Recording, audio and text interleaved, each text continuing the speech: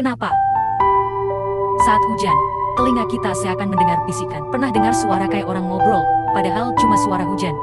Kenapa hujan bisa bikin telinga kita berhalusinasi suara? Karena otak mencoba mencari pola dalam suara putih, dan kadang membentuk ilusi audio. Hujan menghasilkan white noise yang merangsang otak bagiannya in auditory.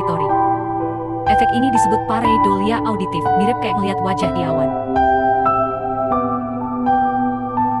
Otak melengkapi suara dengan narasi acak agar terasa familiar.